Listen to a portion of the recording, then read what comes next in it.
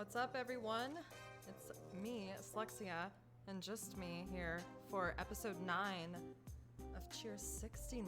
I just realized before I went live that I did episode 6 and episode 9. I think that's the real meta game here, and this will be the last episode. Just kidding. Of course, I miss Venus, and I'm gonna have to just talk by myself. I have no one to make fun of but myself. Whoa. Clumsy, thank you so much for the 69 bits. I don't know where the image is at, but I definitely heard the sound. If my mic volume is not good, let me know. But yeah, so here we are, episode 9. I have some stuff lined up. Let me just show you guys. Don't worry. I have a dummy Venus in case we need him. That's him just listening to me dead-eyed while I talk. Oh, I think I'm hilarious, and you only realize this when you're all alone doing a show. But yeah, all right, let's get into the how you doing segment.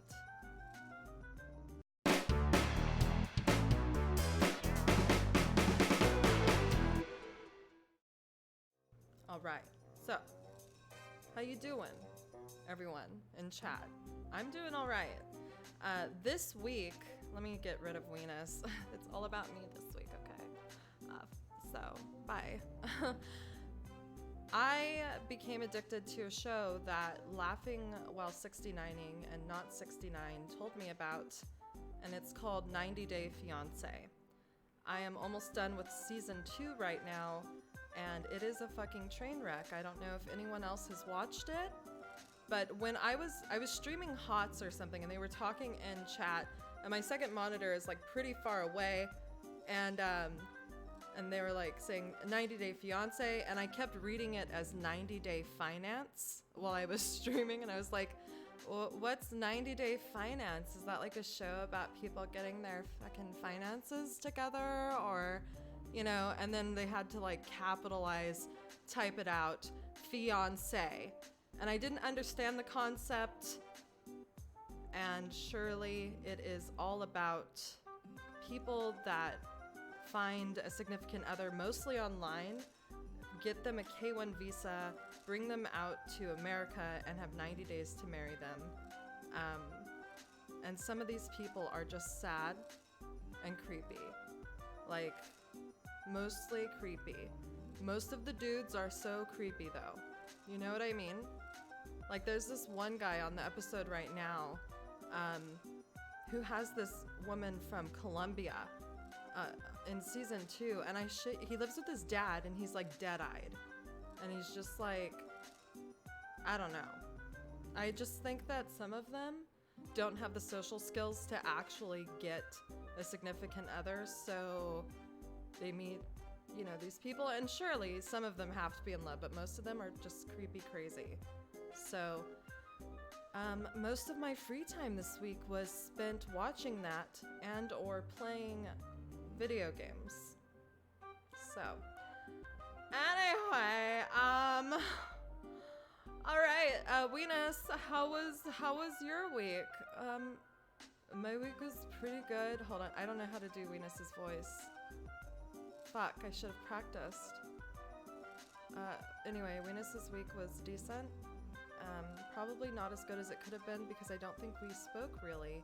He did link a couple of things that I'll share later on in the show. He did have some input when we get into questionable questions, and that's where we're headed right now.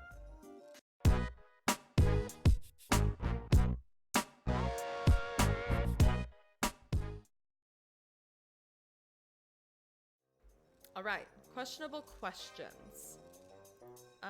Venus would like to know, who wants a hork? Luch, thank you so much for the 69 bits. And Clumsy, I see you there with your moist and your Venus cock drinking IPA fucking burrito in the heart emote from Venus's channel. What's up? Laughing while 69ing. I was just talking about you. So Venus in questionable questions says, who wants a hork button? I don't. You know, I think gobble the cock was a better option.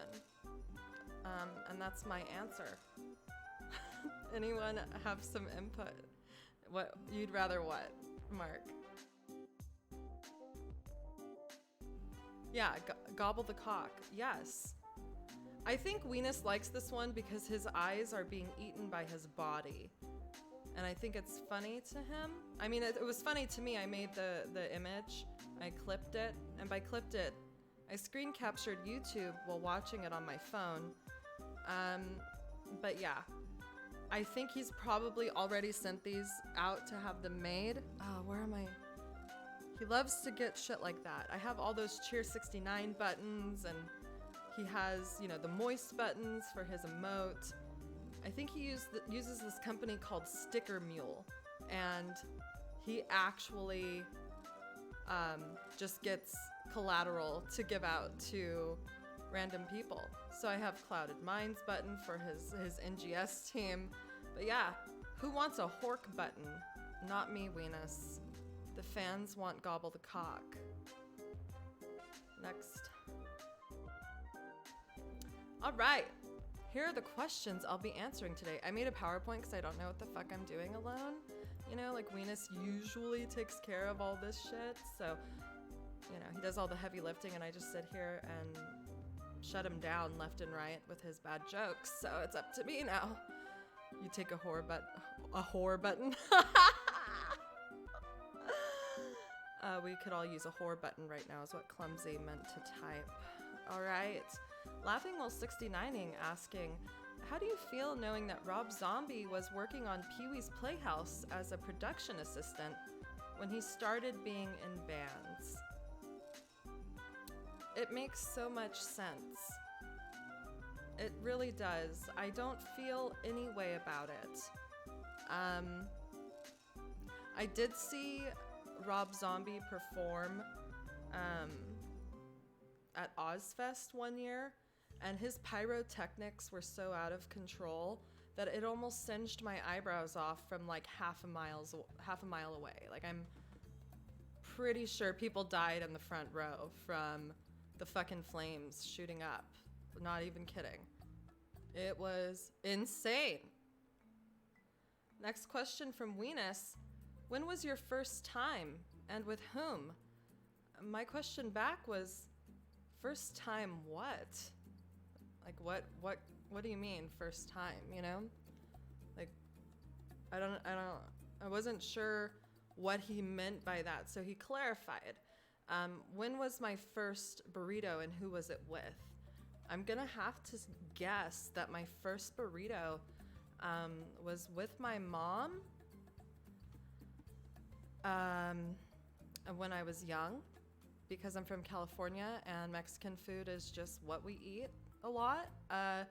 First movie, I don't know. If I had to guess, it was probably a Disney movie, probably Cinderella, and it was probably with my mom because I was most likely an infant or a toddler and, you know, wasn't left alone. Kobe was with his grandma. He definitely watched, some sort of pornography or something along those lines. 100%. Something very inappropriate. And it was actually filmed with his grandma. Like, he made it with her. I'm too afraid to look it up. But if anyone else has seen it, let me know. All right. First sexing. This is a tough one because you only get one first. You know what I mean? And so being a woman, such a pure woman, I'm gonna have to, I guess I'm gonna have to tell the story, or I'm gonna have to tell you who my first time was with and when. It was summer. I was younger, you know, and it was with this guy I had a crush on since 3rd grade. I met him in Catholic school. You know, all the Catholic dudes are the kinky ones. Anyway, we were listening to Brother Lynch, and I used to listen to Brother Lynch a lot. You know, if you see me chewing baby guts, would you choke? That kind of thing, you know? This was, I was too young to listen to Brother Lynch. I was also too young to think that sleeping with my 3rd grade crush way later in life was a good idea, because it was the worst. And, yikes. So, his name was Mark. I'll just tell you flat out, his name was Mark. And, ew. Wasn't even good. You know what I mean? Like, is that actually considered your first time if it's not good? Like, if it's like a 2-pump chump type of deal? Like, is it actually your first time? I think your first whose first time was what, Luch? I think you should decide, like, that his first time was probably like the first time he even made out with a girl. Like, if you come to climax with another person, like, that should be your first time. So I think I should consider the first person that gave me an orgasm my first time. And that person we'll not talk about. But that's the person that you find a breakup song for. You know what I mean? That's the person you miss. Like, fuck. Damn. Whose first time was good? Probably every dude ever has, like, the best. Let's just say his name rhymes with Kill Blinton. Fun fact, I met Bill Clinton. Introduced him. Feels bad. All right. Now that we're done, you walked in on your little brother. What the fuck?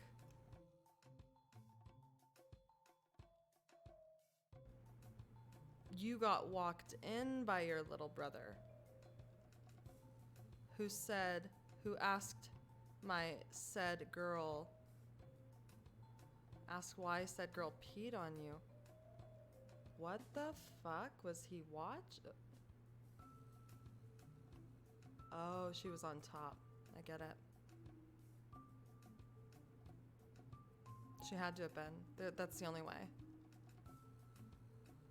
Yeah. I've been caught by a couple people in my day.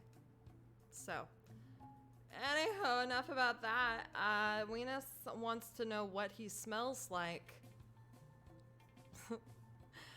And I can tell you, aside from the fart stories, he just smells like beer and laundry detergent and scalp and deodorant. You know? No, mostly like beer, laundry detergent, scalp, and deodorant. Yeah. That's probably the best way. And I think we should have a candle made called Weenus. And that's what it would smell like. Whoa, never say no to a 69. Yeah, he's pretty fresh. Yeah. He actually showers. When I stayed with him in the Bay, actually, I don't think he did shower. I did, but he didn't get dirty. Like, the Bay isn't hot, so like oh shit, sorry, my phone just walked. The Bay isn't hot, so like you're not sweating. It's a very sedentary life, especially if I'm visiting, because I don't want to do anything. Like, I don't want to do shit. So it's not like we were out doing anything. But yeah. So, Whoa Never Say No to a 69 wants to know, what is the best uncommon / unconventional pet?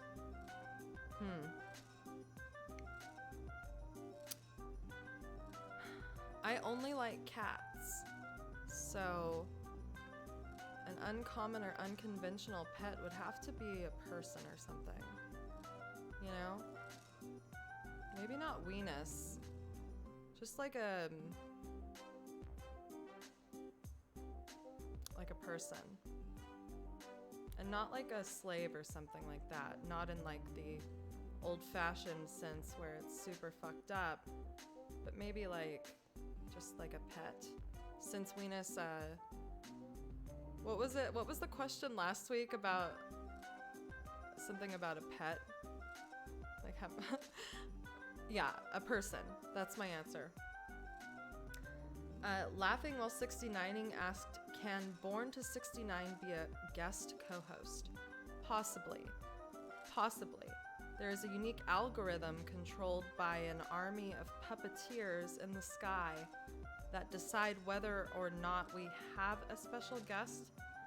And you never know what they're going to actually decide. She is funny. Like, if she'll get on cam, she should. But I definitely think Born to 69 or Born to Wine in 69 should be the guest co-host. Because quite frankly, I know that she gets tipsy, and after playing Hot Shots with her, that would be a riot. Born to Shine, if you ever watch this or are watching, I think you should. I think you should. Weena's asking, where do babies come from? So, this is like a full circle, like, whoa moment, my answer. Of course, Venus wants to know because he's still a virgin, I'm pretty sure.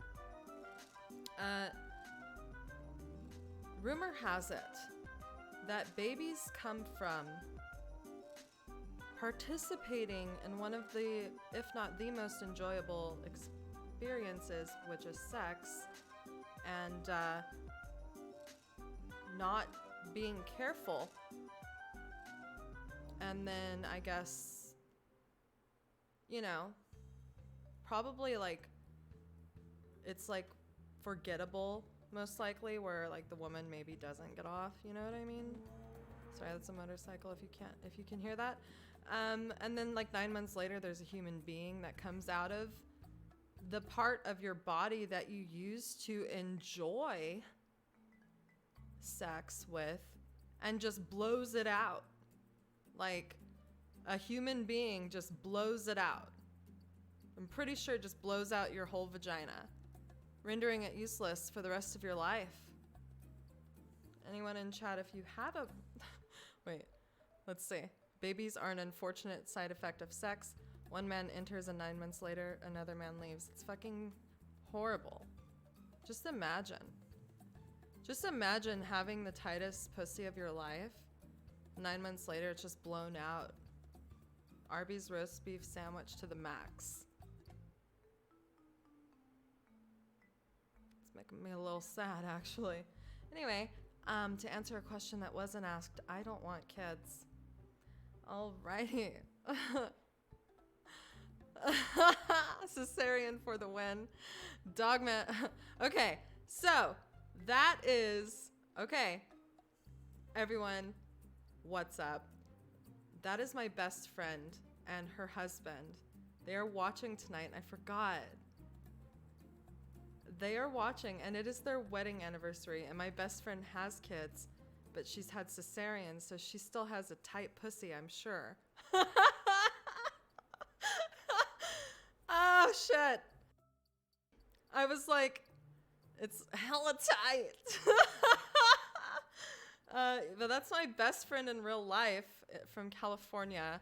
They are celebrating their wedding anniversary by watching me. And it feels good, man. Because they forgot it was their wedding anniversary, which is another side effect of kids from being with her kids. They are, what are they called? Animal. Big Lich, thank you for the gift sub to Dog Among Corn. Or is it Do Gammon G Corn? I'll wait. They're energy vampires, not animal vampires. Energy vampires. I used to watch her kids, and I would actually teach them meditation to be able to nap, because I was overstimulated and so exhausted, like, you wouldn't even understand. Like, she understands. She lives it. Sometimes I'm like, fuck, what a nightmare. But like they're older now. When they were younger, it was just pure energy. And it was so much fun though. Like I would never take it back. Meditation for the win, for sure. I taught them like and this is where I got my how to release the tilt thing, which if you've ever watched me stream back in the day, I would stream in my tilt-proof kimono and I would breathe in through my nose and out through my mouth and imagine I was filling up a balloon and then I would release that balloon full of tilt into the fucking stratosphere and shit, you know? And I taught the kids to just close their eyes and breathe in slowly and imagine that they were exhaling into a balloon and eventually just take a fucking nap because I'm gonna lose it. So, yeah, they are intense. Yeah. So, all right. Next question, and my favorite question from Laughing While 69ing. What is your favorite track off this album? First of all, the album is called Jesus Use Me, and I did listen to the track. Yeah, Luch. I know. First of all, I'm wet looking at them too. I know. Fap to this is what I'm trying to say. Look at this shit. Look at this. First of all, I was like, okay, it's a Photoshop image of dudes with wigs, right? No, these are people from like the 60s that have their fucking hair so perfect. Not even negative, like perfect hair. Teased, curled into these immaculate helmets. All while wearing what I'm assuming is a wool fucking top. A wool top with like a fucking Afghan, I don't even know. It's beautiful. Yeah, like this is the, first of all, the one in the glasses reminds me of a picture of my mom in elementary school. Like she's a little girl wearing these fucking glasses like that.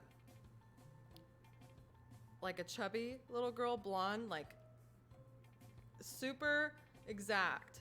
Exactly the same face, but like her hair was long and blonde. But the middle one is Venus without a beard.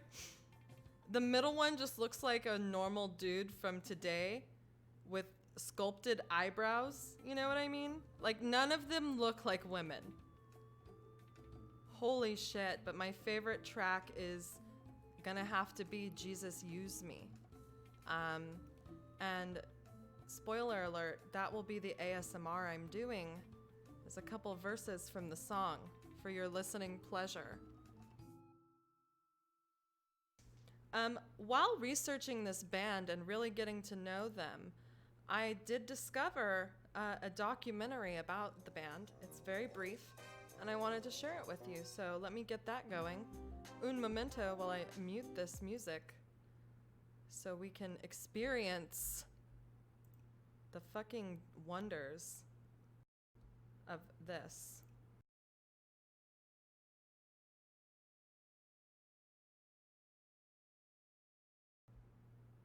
Hello?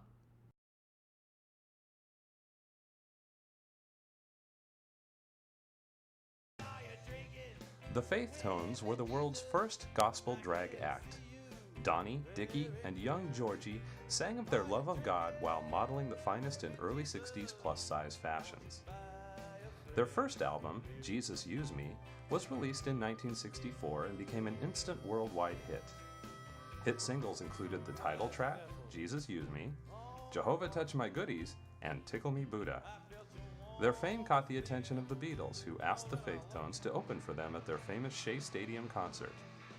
The Beatles were immediately taken with the group, and after some brief confusion and copious apologies, invited the three to accompany them to India to meet the Maharishi Mahesh Yogi. Like the Beatles, who became disenchanted with the Maharishi after a short time, the Faith Tones too decided that transcendental meditation wasn't for them. Reaffirming their commitment to God, Donnie, Dickie, and Georgie returned to the U.S., gave up music, and pursued other careers. But 30 years later, they would again rise to prominence. This time in the world of politics.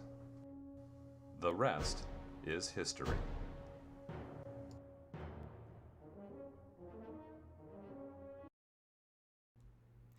All right, there you have it, the history of the Faith Tones after their hit single Jesus Loves Me. I fucking laughed so hard. But yeah, my favorite track, as much as, what was the other one? Fondle Me Buddha or something like that? Yeah, I know. Shelly, what? Okay. Let's get into People Are Monsters. All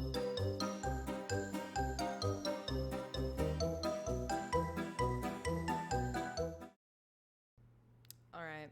So, let me turn the music back up.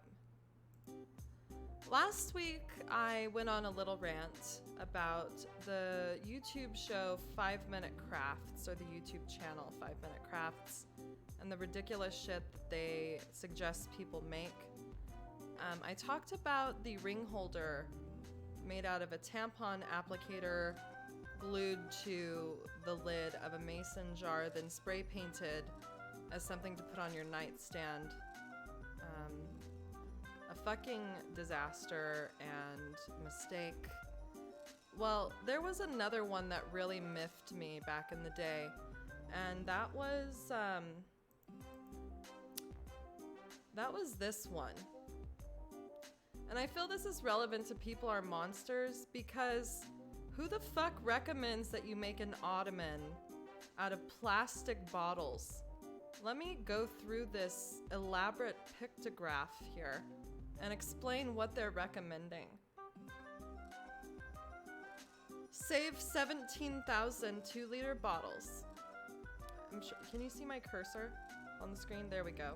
All right, it's in the upper left. Save whatever that math is. If someone's good at that, just quickly, just quickly fucking add that up. Save all those bottles and then tape them all together, okay? Cut out 2 circles of cardboard.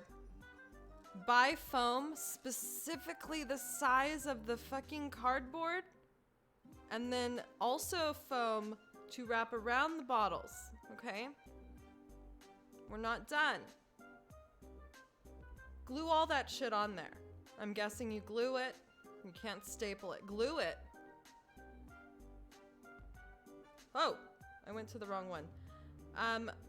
I guess, what is this, like, crochet a fucking cover for it?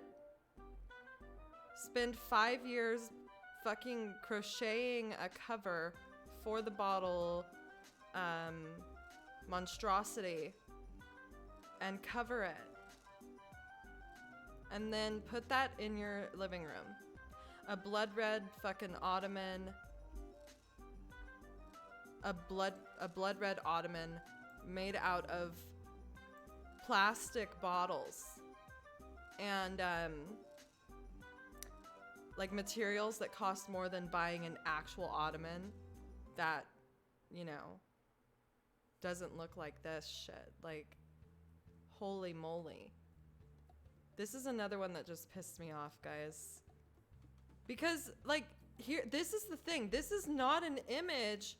This is not a fucking image from the 5 Minute Craft video.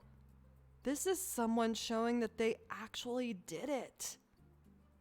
They actually did the shit. And there are plenty more. Sorry, this fucking cord. It looks like you keep them on. Imagine someone coming to your house and taking a seat and just hearing all the fucking bottles cracking under them, just like like what's the plastic noise? Hold on. Like I can't even imagine that. Just imagine even coming up with the concept. Like imagine being the person in the brainstorming meeting like, okay, fuck, I got it. Remember when I recommended that someone take their tampon applicator? I have got a better idea. Let's make a fucking piece of furniture out of used 2-liter bottles. And spread this shit worldwide. Easy. Now these fucking housewives have something to do. And look, they're doing it. I don't know, Luch. Someone with a pleather couch. Look at that shit. Clearly someone who still lives in the 90s, the 80s. Anyway, rant over. People are monsters for coming up with shit like this. There are plenty more. It's horrible. All right, the next thing I have for people are monsters is this. I have to pull up the article. Fuck.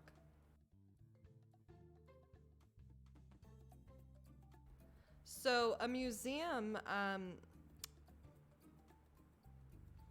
is holding a creepy doll contest to find out, or to find the spookiest toy. So yikes. First of all, the number one over here is not even creepy. That shit's cool. I want that. Like this thing, not creepy. But can we take a look at number 7 down in the lower left? What? My scalp is... Any doll that looks like Jay or Hamster would be creepy AF. I think these are all creepy. What is number 8? Is this like a shellacked bone with Sharpie on it? Like, I don't even know. People made these. I mean, some of them are clearly antiques. Number 2 is only creepy because there's no eyeballs. Number 3, not creepy. Number 4 looks a little too realistic, but it's probably the lighting. But, so yeah, this museum is holding this, it's in Minnesota. Of course it's in Minnesota. All those fucking attics in those Midwestern homes just full of fucking dolls and shit. Yeah, they're asking social media people to fucking submit them.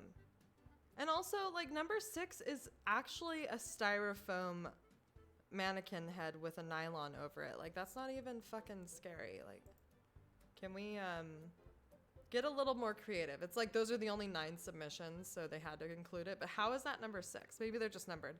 Anyway,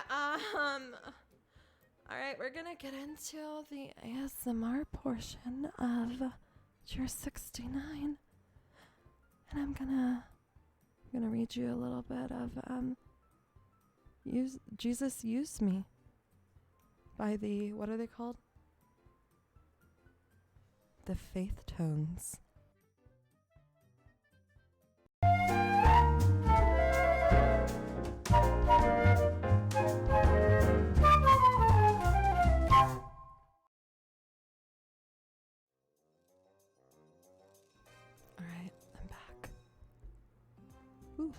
I almost knocked my second monitor off of the table in front of me. All right, who's ready? Can you hear me? Can you hear me? Mic check. 1, 2.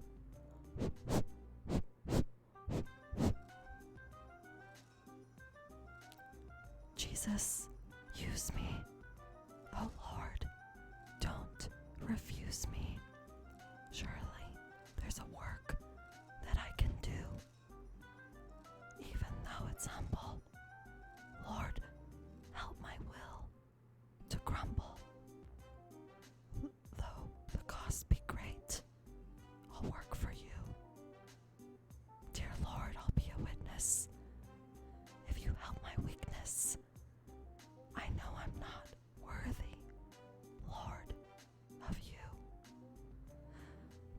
eyes of faith I see you on the cross of Calvary. Dear Lord, I cry, let me your servant be. Jesus, use me. Oh Lord, don't refuse me. Surely there's a work that I can do, even though it's humble. Lord, my will to grumble, though the cost be great. I'll work for you. He's the lily of the valley. End scene.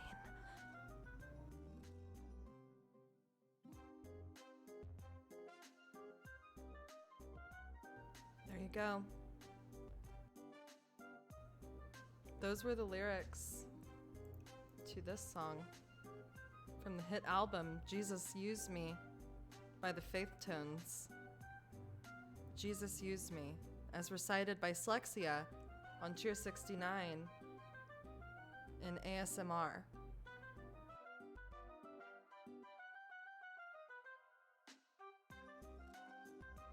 All right. Love to see it. Do you fucking love to see it, Luch? Jesus, use me, please. Let me be your vessel. Christ on the cross. Jesus, please. Please, Jesus. I should have done it in that voice. Jesus, fucking use me, please. Hello?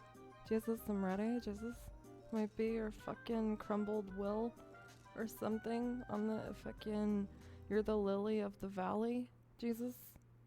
Hi. Hello. Jesus. Jesus, hello. Hello, Jesus. I'm weak. I need you to use me. Sorry. Rip. Okay.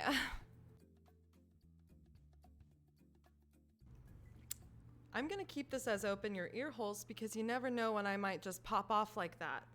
Let's talk about what Venus submitted to me. An image, just the image of a book called Pet Goats and Pap Smears. I took the liberty of Googling it to see what the fuck, and there's a review. So I'm gonna read that. Go behind the exam room door to experience the secret lives of doctors and patients. Enjoy pap parties. Meet the chlamydia clown. Win a free kitten with your physical. In this Laugh Till You Cry healthcare handbook, you'll learn how fun it is to be a doctor and a patient.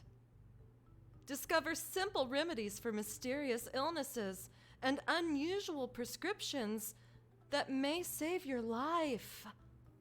Plus, this book reveals the secrets to solving your waiting room frustrations, slashing your medical bills, and securing first-rate health care now. Sounds too good to be true for a book called Pet Goats and Pap Smears.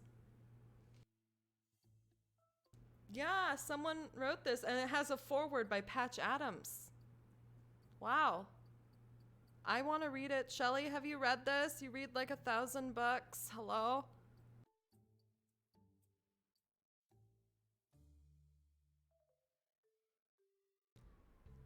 I want to make up my own review, but like without having read it. You know what I mean? Hold on. Another siren in Vegas. Another Friday night in the city of Sen. It's like, I was skeptical at first about the new age idea of having a goat perform my pap smear during a ritualistic demon summoning.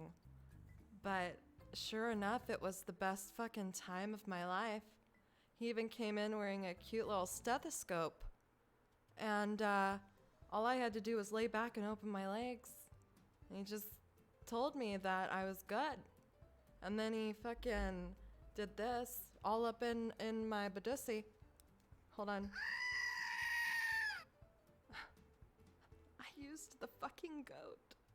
Venus will be so fucking proud. All in my badussi.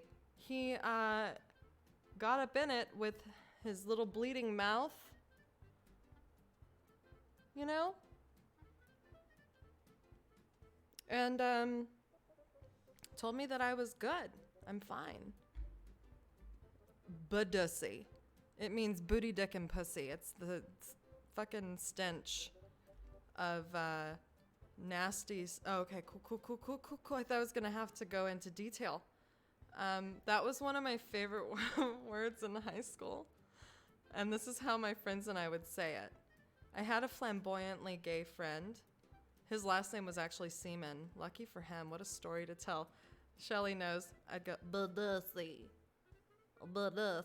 And we would call each other Budussy. Like, what's up, Budussy? You smell like Budussy. Budussy. Yeah, it was. Seaman. Yeah, I know. Yeah, it was super real. There was one other thing that Weenus wanted us all to enjoy. And that was this, an old Japanese commercial from the 90s starring the Terminator.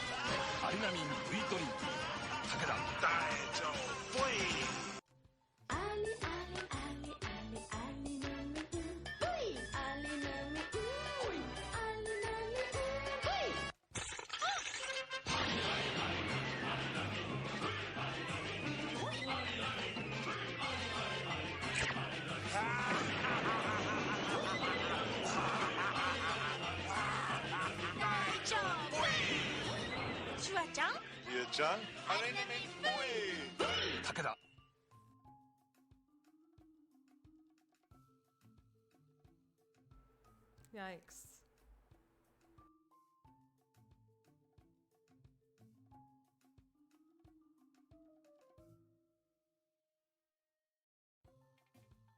I did not. There's someone yelling, hey.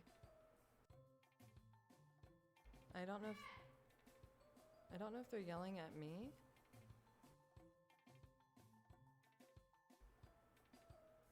What the fuck? Anyway. What the fuck? Hold on.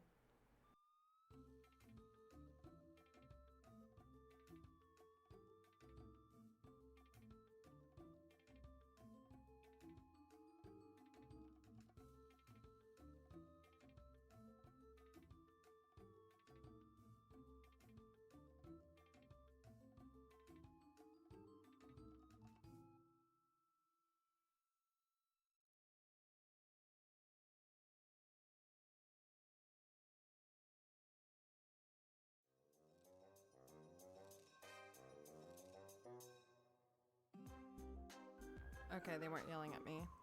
My bad. I always flatter myself and think that anyone I can hear anywhere is talking to me, even though I'm within the comfort of my own home. It's like, hold on. Someone's yelling, hey, they must be talking to me. I can't be seen, but surely it's me. So you saw some punk-ass kid try to drop kick him, and it had no effect. I bet not. Yikes. All right. Well, this was a very brief episode of Cheer69, brought to you by yours truly, Slexia. Feel free to follow me if you do not already. Go ahead and hit that little heart button in the top. And yeah, from there, then we will just, become friends, maybe. I don't know if you guys noticed, but I banned someone called I Love Fat Women, who I'm assuming was a troll, about to pop off. So, crisis averted. Easy. And let's get into the salty goodbye.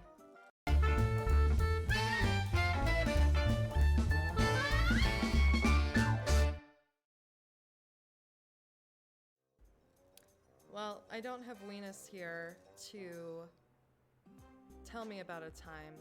So, unless someone wants to call me on Discord and tell me about a time to see if they can make me laugh, I'm probably not gonna do it. Or should I tell you about a time all by myself?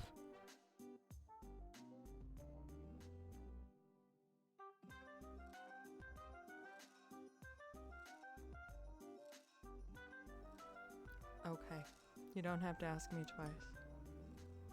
Here I am, about to tell you about a time. Tell me about a time that you took a penny loafer and wedged it so far up your ass that you found 15 cents. Took that down to the corner market and bought yourself a pack of gum.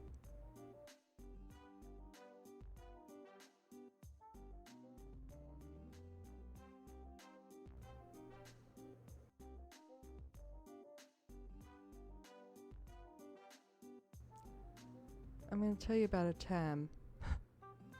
I don't know. So we're penny loafers, you know what I mean?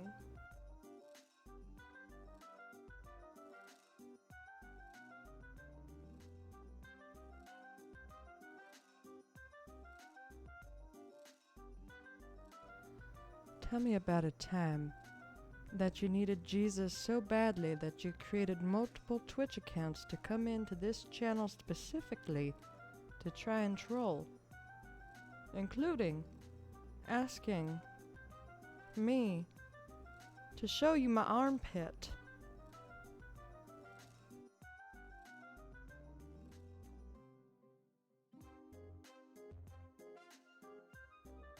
And that's all I have. That's it. Probably gonna play some HOTS and stream some more. If you want to play some HOTS. And hear me get tilted beyond measure. Come back and watch. Watch and fucking learn. Just kidding, I'm not good at the game. I just like to act like I am. And that's all I have. With all of that being said, good fucking bye.